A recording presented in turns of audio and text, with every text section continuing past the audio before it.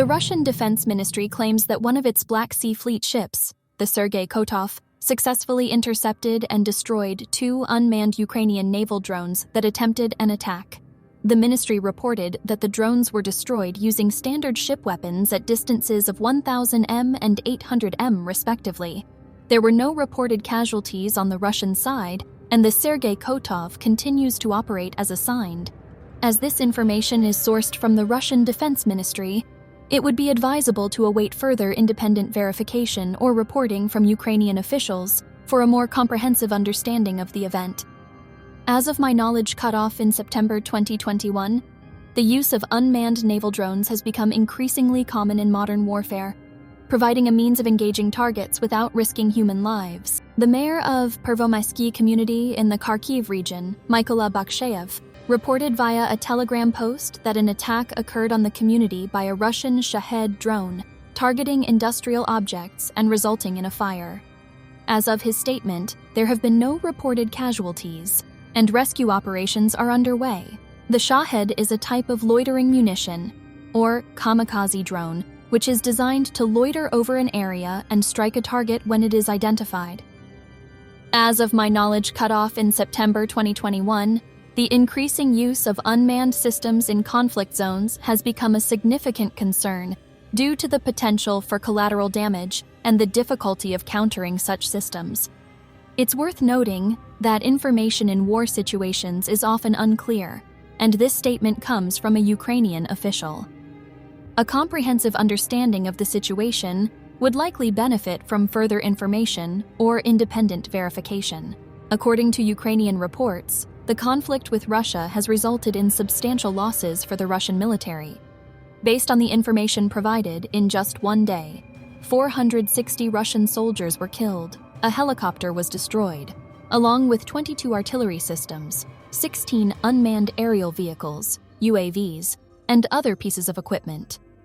From the start of the conflict on the 24th of February 2022 until the 26th of July 2023, the total estimated losses for the Russian military are reported as 243,680 military personnel, including 460 in the last day, 4,177 tanks, including 3 in the last day, 8,136 armored combat vehicles, including 5 in the last day, 4,727 artillery systems, including 22 in the last day, 698 multiple launch rocket systems, 457 air defense systems, including 3 in the last day, 315 fixed-wing aircraft, 311 helicopters, including 1 in the last day, 3,993 operational tactical UAVs, including 16 in the last day, 1,307 cruise missiles,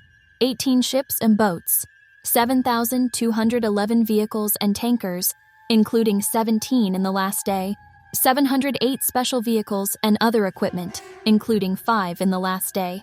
These figures illustrate the severity of the conflict and the substantial material losses incurred by the Russian military. It's important to note that these numbers come from Ukrainian sources, so they may contain some degree of bias or error. Independent verification of these claims would be necessary for a complete understanding of the situation. The mayor of Pervomaisky, Mykolaiv, has reported an attack on the Pervomaisky community in Ukraine's Kharkiv region by Russian drones known as Shahed. The drones reportedly targeted industrial facilities in the area, causing a fire to break out. As of now, there are no reported casualties, and local rescuers are working at the scene to manage the situation. These drones were spotted earlier in the Kharkiv region, and a warning was issued by the head of the Kharkiv military garrison, Serhiy Melnik, on Telegram. He urged residents not to ignore air raid warnings due to the presence of these drones. The Ukrainian Air Force had previously warned about the threat of drone attacks in the Kharkiv and Sumy regions. Unfortunately, such an attack occurred on July 16th, resulting in the death of 1 industrial worker and injuries to 3 others due to a rocket attack from Russian territory on Kharkiv. It is essential to note the increasing use of drones in modern warfare.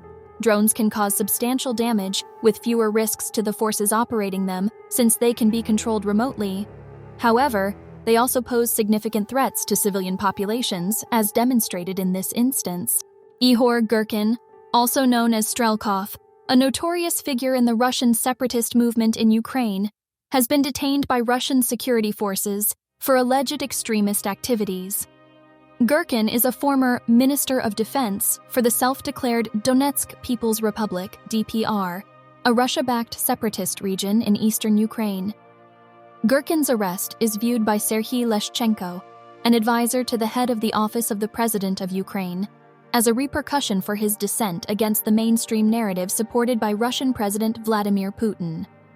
According to Leshchenko, Girkin, unlike some others, has never been a part of Putin's inner circle and has always been somewhat of a maverick. Drawing a parallel with Yevgeny Prigozhin, a Russian oligarch with close ties to Putin, Leshchenko noted that Prigozhin repented for his transgressions and was allowed to remain within Putin's galaxy, albeit at a distance. Girkin, however, has never been part of this privileged circle and has suffered as a result. Leshchenko suggested that Girkin's dissent could be viewed as a form of color revolution, a term often used to describe popular uprisings in post-Soviet countries that Putin has long feared, not from foreign powers as often portrayed by propagandists, but from internal Russian dissent. Girkin is currently detained and could face up to 5 years in prison under the charges. The Municipal Court of Moscow has decided to keep Girkin detained until September 18th, while the case is being considered.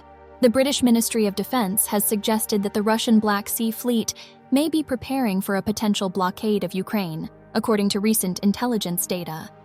This comes after Russia's withdrawal from the Black Sea Grain Initiative, a program that helped manage the involvement of the Black Sea region in the ongoing conflict. The withdrawal raises concerns about escalating tensions and violence in the area. The report specifies that the modern corvette Sergei Kotov has deployed to the southern Black Sea, actively patrolling the shipping lane between the Bosphorus and Odessa. It is believed that this vessel might be part of a task group designed to intercept commercial ships that Russia suspects are heading to Ukraine. The Black Sea region is of great strategic importance due to its major shipping routes and rich natural resources. Any potential escalation in this region could have serious implications for international maritime trade, as well as regional security.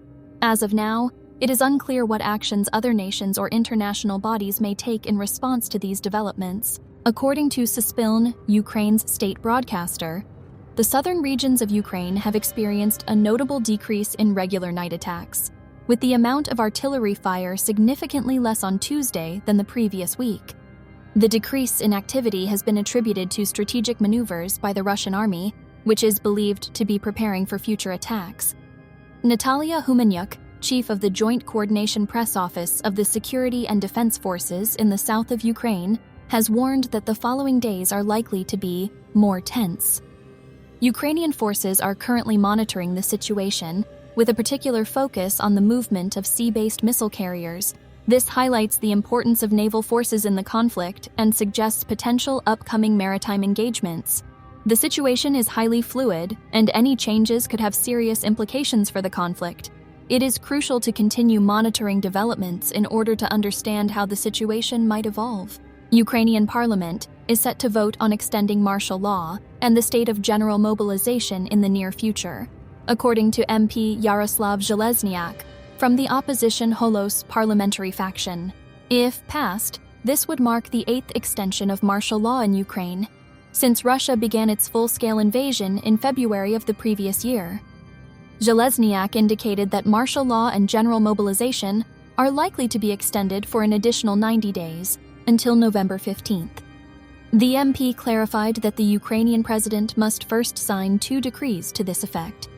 Following this, the decrees will be presented to the parliament for approval, with the Defense Committee reviewing them first, then followed by a parliamentary vote. Martial law, which has been in effect in Ukraine since the onset of Russia's full-scale invasion, includes some limitations on people's rights, particularly for men who are eligible for military service. This typically includes restrictions on movement and the potential for conscription into the military. The extension of martial law highlights the ongoing severity of the conflict and the need for continued vigilance and preparedness on the part of Ukraine's military and citizens. Vadim Rabinovich, a former Ukrainian MP from the now prohibited Opposition Platform for Life political party, has been charged with high treason. The charge is due to his spreading of anti-Ukrainian propaganda within the European Union, according to a statement by the Ukrainian State Bureau of Investigation, DBR, on Wednesday. The DBR asserts that Rabinovich, in his speeches and interviews, made manipulative statements that threatened Ukraine's sovereignty, territorial integrity, and state, economic, and information security.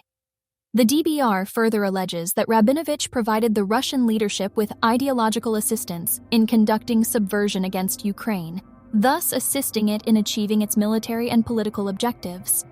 Rabinovich, previously a co-chairman of the pro-Russian party OPFL, which has now been banned, left Ukraine just before the full-scale Russian invasion. It's believed that he's currently in hiding in Israel. An international legal assistance request has been issued to notify Rabinovich of the charges against him. Last year, the Ukrainian president rescinded Rabinovich's Ukrainian citizenship, and his parliamentary mandate was revoked. These measures indicate a hardening stance towards individuals or entities perceived as undermining Ukraine's integrity or colluding with foreign powers. Ukrainian troops have successfully advanced in the area around Staromaiorske on the southern front, according to Andriy Kovalev, spokesperson for the General Staff of the Armed Forces of Ukraine. Following these advancements, Ukrainian forces are now consolidating their positions in the newly gained territory. Despite the Russians' attempts to retake lost positions northeast of Robotyne, they have not been successful. Kovalev also noted that the Russian forces are still offering significant resistance, rearranging their units and actively employing their reserves. In addition to the advancements near Staromaiorske, Ukrainian soldiers continue their offensive operations on the Bakhmut, Melitopol, and Berdyansk fronts. They are also consolidating their defensive lines and launching artillery attacks on identified Russian targets. On the Bakhmut front, the defenders continue to carry out offensive operations north and south of Bakhmut. On the Kupiansk and Lyman fronts, the defense forces continue to resist the Russian offensive. Heavy fighting continues in these areas, with 26 combat engagements in the past day. This statement underlines the fluid and dynamic nature of the conflict, with both sides involved in a complex series of advancements, withdrawals, and regroupings. It also emphasizes the determined resistance of Ukrainian forces in the face of the ongoing conflict. Ukrainian President Volodymyr Zelensky has stated that Ukraine's air defense system is receiving reinforcements, which will be deployed where they are most needed. The president provided this update during a daily conference call. In the same meeting, representatives from the Main Directorate of Intelligence and the Foreign Intelligence Service reported on the actions of the occupying forces and their immediate plans. The Security Service of Ukraine also provided updates on its recent countermeasures against Russian saboteurs operating within Ukraine. Valery Zaluzhny, the commander-in-chief of the Armed Forces of Ukraine, informed about the ongoing offensive and defensive actions along the entire contact line with Russian forces. The president reaffirmed his faith in Ukraine's soldiers and reiterated the determination to continue the fight. Following Russia's withdrawal from the grain agreement, the southern regions of Ukraine have been under almost nightly attack, with particular focus on Odessa and its surrounding regions. The invaders have targeted not just port infrastructure, but have also fired on civilian areas. For instance, a rocket attack on July 23 partially destroyed the Transfiguration Cathedral in Odessa. Ukraine has emphasized the need for more air defense systems and ATACMS-type long-range missiles to deter the Russians from continuing to shell peaceful cities. The Ukrainian government is bolstering its armed forces with 1,700 attack and reconnaissance unmanned aerial vehicles, UAVs, which were procured under the state's Army of Drones program. Deputy Prime Minister Mikhailo Fedorov, who also serves as Ukraine's digital transformation minister, announced the move. In his statement, Fedorov noted that these UAVs are equipped with artificial intelligence capabilities, which will be critical in effectively identifying and eliminating enemy targets. He acknowledged the president's support and personal attention to the Army of Drones program, which made this reinforcement possible. This addition to Ukraine's drone fleet is expected to enhance the military's surveillance capabilities and offensive firepower, particularly against Russian forces. The government of Moldova has decided to reduce the number of accredited diplomats and technical and administrative staff at the Russian embassy in Chisinau from 84 to 25. This substantial reduction includes a downsizing of diplomatic positions to 10 and technical staff to 15. The Moldovan authorities have informed the representative of the Russian Federation of this decision at the Foreign Ministry.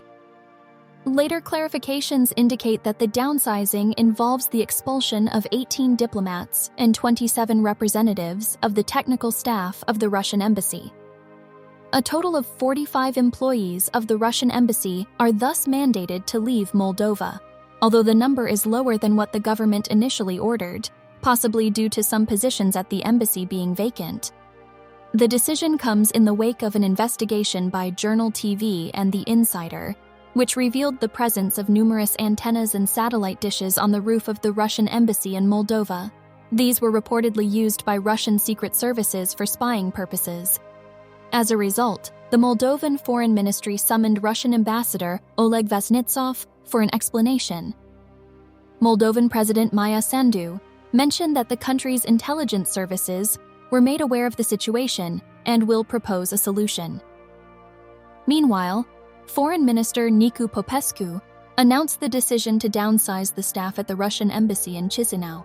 During the night and morning of July 26th, Russian forces targeted 6 communities in the Sumy region of Ukraine with shelling, according to the Sumy Regional Military Administration. The affected communities include Krasnopilia, Kotin, Miropilia, Shalihain, Seredina Buda, and Nova Sloboda. The administration reported 7 strikes and recorded 26 explosions.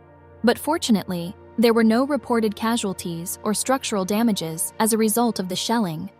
The Russian forces utilized mortars, artillery, and heavy machine guns in these attacks. In particular, 2 VOG grenades were dropped from a Russian unmanned aerial vehicle, UAV, onto the Myropilia community. On the previous day, July 25th, Russian forces had reportedly attacked the border communities of the Sumy region 24 times.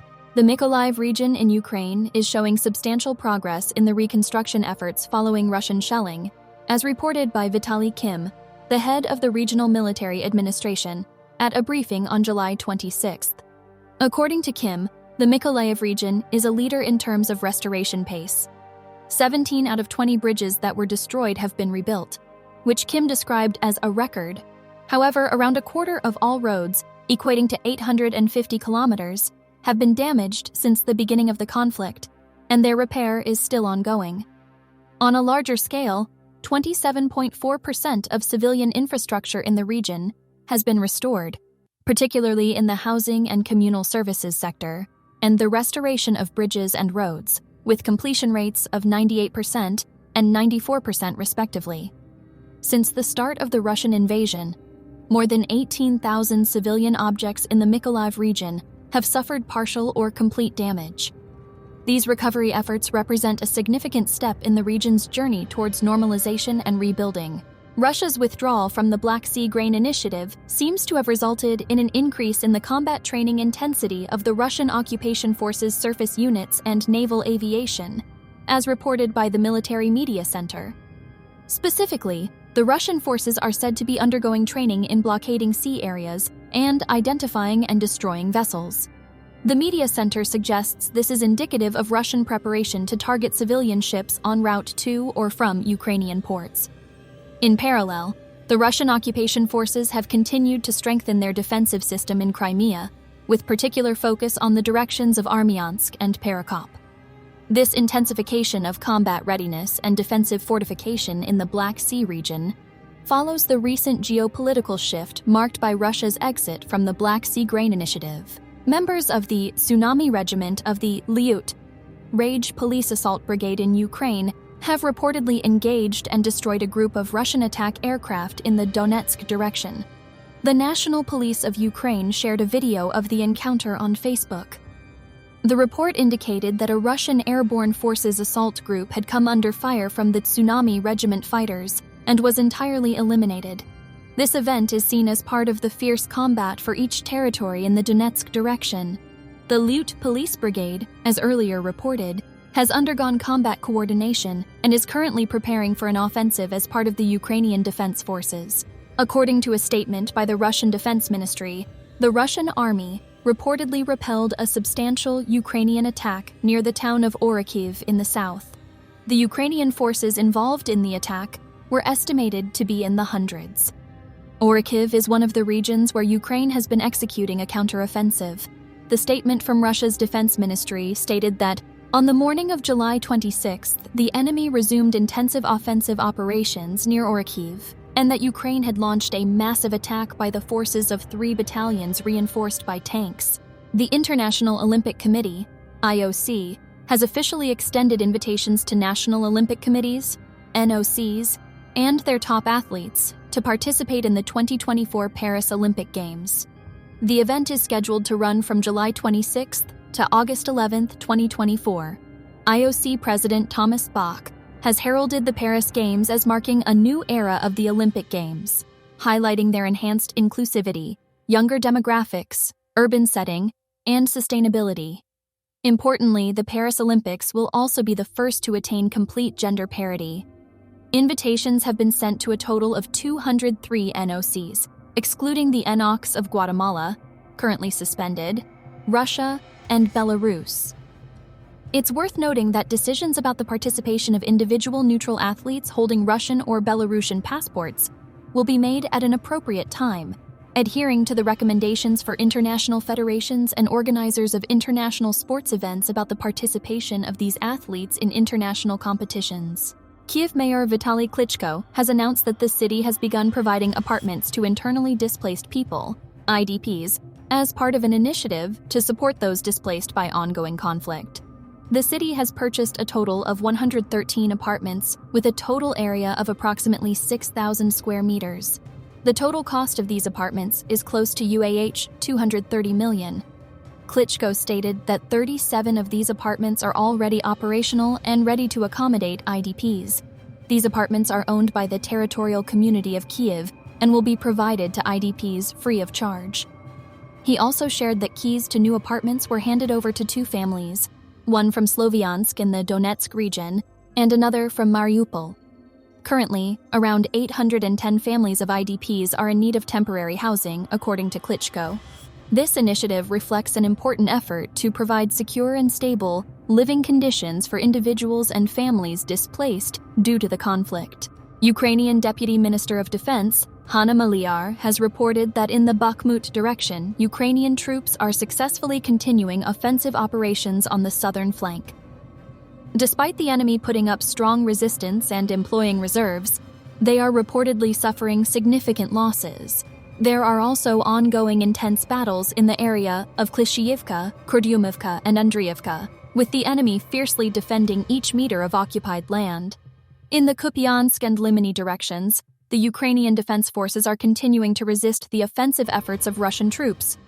Despite the enemy's attempts to find weaknesses in Ukrainian defense, carrying out shelling, launching attacks with infantry groups, and employing special forces units, their efforts to breach the Ukrainian defense lines have so far been unsuccessful. The deputy minister emphasized that the Ukrainian defenders are taking all necessary measures to stop the enemy in these areas. This update reflects the ongoing intensity and strategic complexity of the conflict. On July 26th, air raid warnings were issued in Kyiv and most regions of Ukraine due to the detection of Russian cruise missiles coming from the north. The Ukrainian authorities have stated that there could be potential launches of sea and land-based cruise missiles from the Black Sea and ballistic missiles from the territory of the Russian Federation and temporarily occupied territories. The Air Force confirmed that they had detected missiles approaching from the north. This marked the second large-scale air raid warning of the day.